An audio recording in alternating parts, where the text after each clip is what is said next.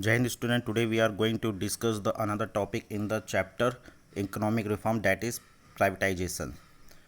The public sector in India is a direct offshoot of the concept of the mixed economy which were had adopted at the time of independence. Public enterprises were regarded as the best means of ensuring growth and equity. However, in course of time, these units came to be identified with inefficiency. Under the productions and corruptions, the public enterprises in our country have not been able to justify the trust response in them. Hence, privatization of public enterprises was accepted as an essential component of a new economic policy. What do you mean by the privatization? Privatization may be defined as a transfer of ownership control from public sector to the private. It implies involving private sector ownership operation of a state-owned enterprises. Privatization can take place in two ways: withdrawal of government ownership and management from jointly enterprises means enterprises owned and managed by both government and the private entrepreneur. Sale of all and some of the assets of public enterprises to the private enterprises.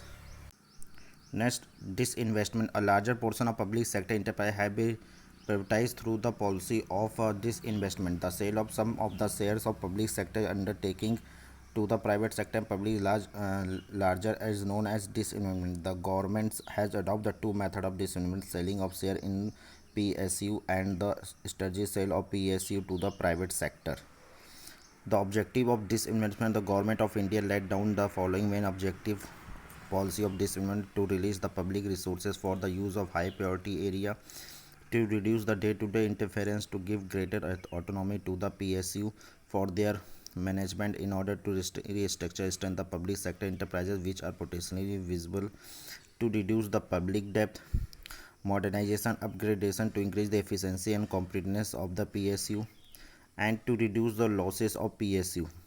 So this investment is also used to manage the fiscal deficits. However, many experts and leaders have criticized the policy of this investment, especially on the basis of sale of high profitability PSU procedure and method of this investment selection, strategy, partner, and method of valuation utilizations of the proceeds from the disinvestment.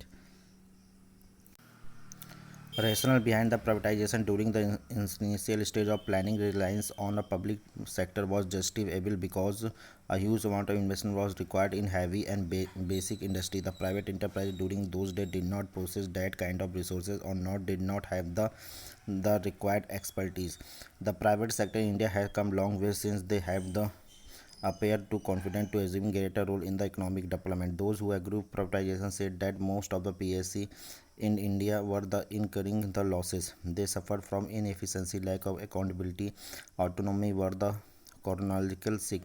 Public enterprises did not solve the problem which they are expected to solve, and the consequence was now they call the privatization based on the that privatization will be promoting competition efficiency which are important for the growth and development of economy as they are driven by the self-interest and the social welfare. And privatization also attack the FDI and promote diversification of the production. Thank you.